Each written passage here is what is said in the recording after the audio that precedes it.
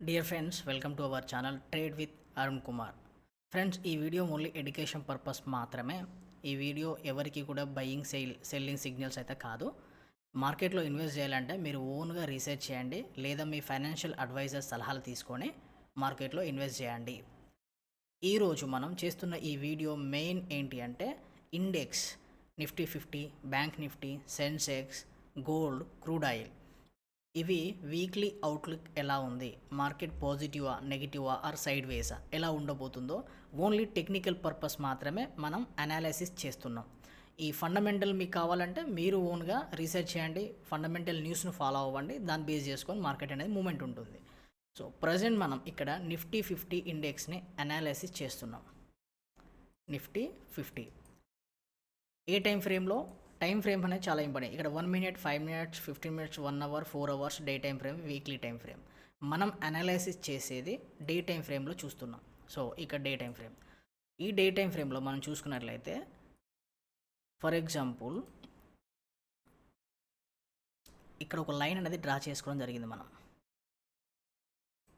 ఇక్కడ గమనించండి.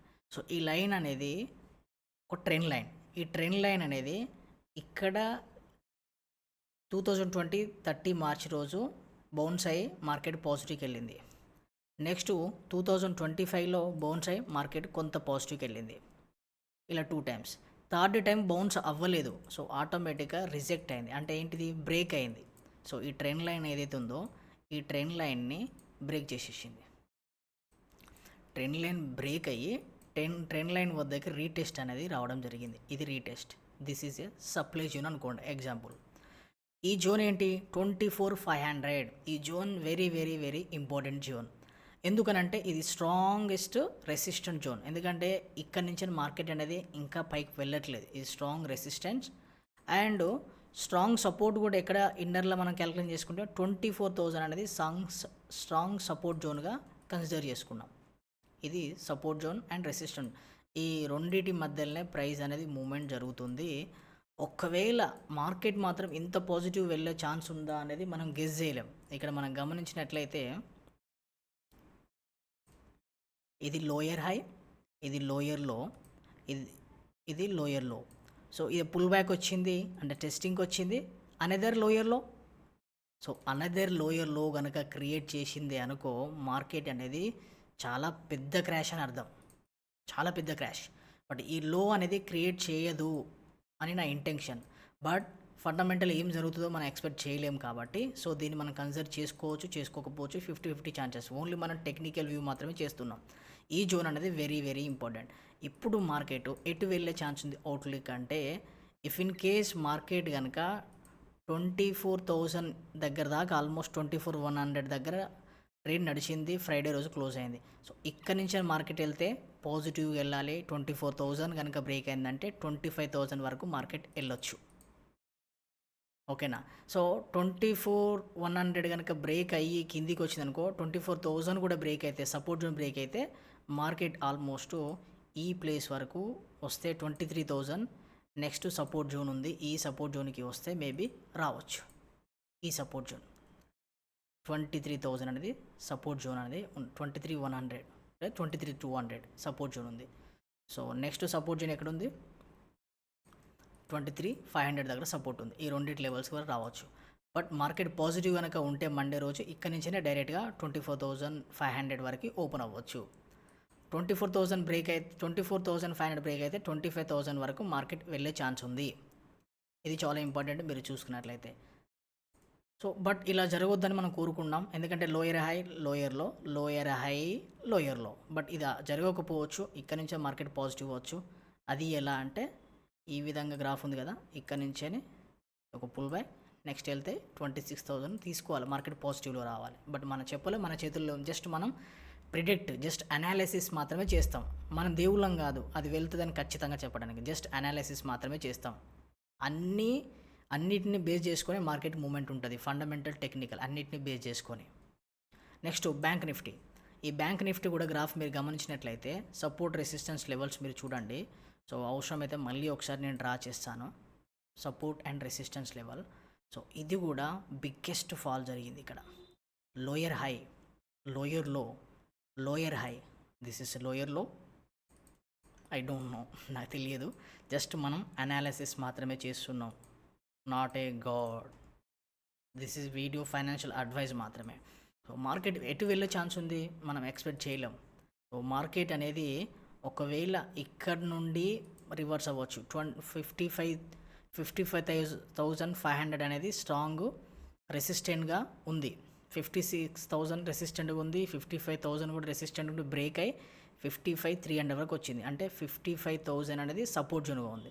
సో ఇక్కడ మనం డ్రా చేసుకున్నాం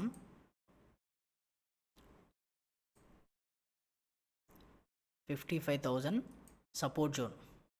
next support zone 54,000. Resistant zone 56,200 300 ఉంది resistant zone. Next resistant zone 58,000 resistant జోన్గా ఉంది. ఇలా జోన్స్. ఒకవేళ నెక్స్ట్ సపోర్ట్ జోన్ ఎక్కడ ఉంది? 52,000. ఇక నెక్స్ట్ సపోర్ట్ జోన్ అంటే ఆల్మోస్ట్ ఎక్కడైతే మార్కెట్ వెళ్ళిందో 50,000 ఇక్కడ దాకా వెళ్ళిందంటే అతిపెద్ద క్రాష్ అని అర్థం. ఎందుకంటే ఇక్కడికి వెళ్ళినప్పుడు చాలామంది అకౌంట్స్ బ్లో అయినాయి. సో స్టాక్స్లో ఇన్వెస్ట్ చేసే వాళ్ళు మీరు ఓన్గా రీసెర్చ్ చేయండి, అనలైజ్ చేయండి, సలహాలు తీసుకొని మాత్రమే ఇన్వెస్ట్ చేయండి. ఎందుకంటే మార్కెట్ అనేది అన్ప్రిడిక్టబుల్. ఇప్పుడు ఏం జరుగుతుందో చెప్పలేకపోతున్నాను. ఎందుకంటే బికాస్ ఇరాన్ ఇజ్రాయిల్ వార్ ఏదైతే ఉందో, సో ఈ వార్ అనేది కరెక్ట్గా లేదు. యూఎస్ సంబంధించిన ట్రంప్ ఇచ్చే నిర్ణయాలు, ట్రంప్ తీసుకునే నిర్ణయాలు, వాళ్ళు చెప్పే మాటలు, ట్వీట్లు అన్నీ చాలా డిఫరెంట్గా ఉంటున్నాయి. సో మార్కెట్కి చాలా ఇంపాక్ట్ అవుతుంది. దాన్ని బేస్ చేసుకొని మార్కెట్లో మూవ్మెంట్ అనేది కనబడుతుంది. సో ఇప్పుడు ఎక్కడికి పోతుంది అనేది మనం చెప్పలేం. బట్ ఒకవేళ వెళ్ళే ఛాన్స్ ఉంటే మాత్రం ఇక్కడ నుంచినే పైకి వెళ్ళాలి. ఏదైతే 55,000 దగ్గర టెస్ట్ అయిందో ఇక్కడ నుంచి డైరెక్ట్ 56,000 ఆర్ 56,500 అండ్ 57,500 ఇలా మార్కెట్ వెళ్ళే ఛాన్స్ ఉండొచ్చు. వెళ్తే చాలా హ్యాపీయే. సో ఎందుకనంటే ఇది లో, ఇది హై, ఇది హయ్యర్ లో, నెక్స్ట్ హయ్యర్ హై క్రియేట్ చేస్తే చాలా బాగుంటుంది. ఇది లో, ఇది హై, ఇది హయ్యర్లో, నెక్స్ట్ ఒక హయ్యర్ హైని కనుక క్రియేట్ చేస్తే చాలా అంటే చాలా బాగుంటుంది. హయ్యర్ హై ఇది ఇలా క్రియేట్ చేస్తే. బట్ అలా క్రియేట్ చేస్తుందా లేదా అనేది వేచి చూద్దాం. Next Sensex. So Sensex graph కూడా ఆల్మోస్ట్ ఈ 3 గ్రాఫ్స్ ఆల్మోస్ట్ ఈక్వల్గానే ఉన్నాయి. ఇది లోయర్ హై, ఇది లోయర్లో, ఇది లోయర్ హై, ఇది lower low. But I don't know. Just ఇది ఒక strong resistant and strong support zone.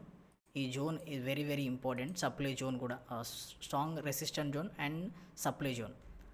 ఇక్కడ మనం అవుట్లుక్ చూసుకున్నట్లయితే ఇది ఒక రెసిస్టెంట్, సో ఇది అనదర్ రెసిస్టెన్స్, ఇది ఒక రెసిస్టెన్స్.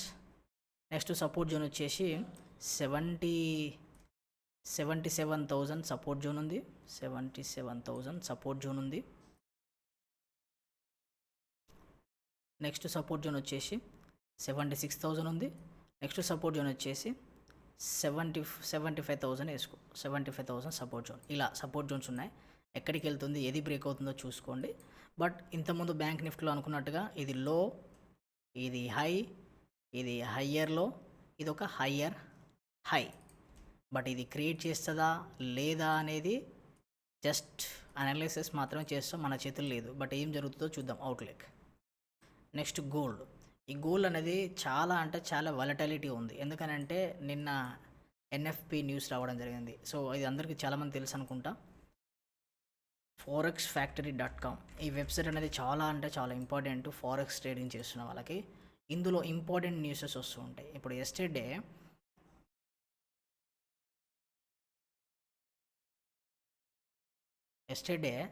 యుఎస్ సంబంధించిన న్యూస్ అనేది రావడం జరిగింది.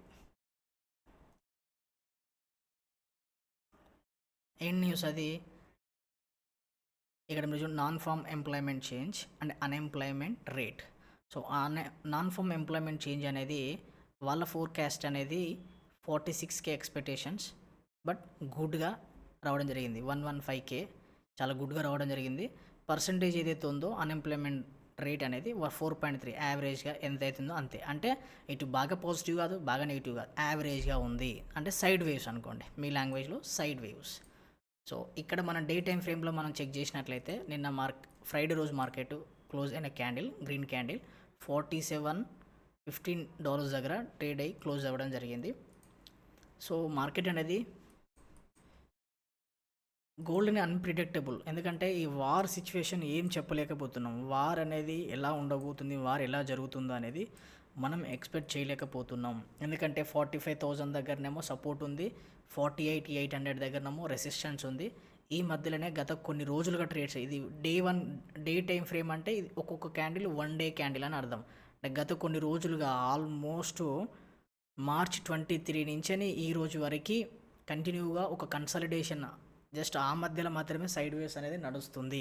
సో ఈ సైడ్ వేవ్స్ను మాత్రమే మనం చూసుకొని మార్కెట్లో ఎటు బ్రేక్ అవుతుంది, ఎక్కడ టెస్ట్ అవుతుందో చూసుకొని ఎంటర్ అవ్వాలి. సో ఇది రెసిస్టెన్స్, ఇది సపోర్ట్. నెక్స్ట్ యుఎస్ ఆయిల్ కూడా ప్రైసెస్ కూడా అలానే ఉంది.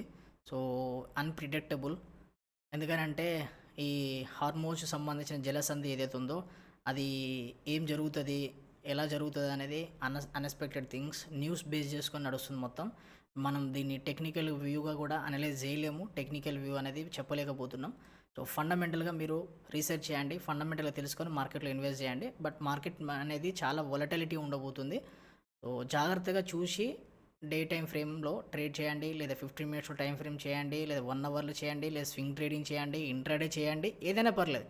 చూసి జాగ్రత్తగా మీరు రీసెర్చ్ చేసి మీ ఫైనాన్షియల్ అడ్వైజర్ సలహాలు తీసుకొని మాత్రమే ట్రేడ్ చేయండి. ఎందుకంటే మార్కెట్ అనేది చాలా వొలటైల్గా ఉండబోతుంది. నా వీడియో కనుక మీకు నచ్చినట్లయితే సబ్స్క్రైబ్ చేయండి, షేర్ చేయండి, మీకు తెలిసిన ఫ్రెండ్స్కి ఇన్ఫర్మేషన్ ఇవ్వండి. ఎవరైతే ఇండెక్స్ని అనలైజ్ చేయాలనుకుంటున్నారో, తెలుసుకోవాలనుకుంటున్నారో ఈ గ్రాఫ్ని చూసి వాళ్ళు నేర్చుకునే ఛాన్స్ ఉంటుంది, 4 విషయాలు తెలుసుకునే ఛాన్స్ ఉంటుంది. Thank you.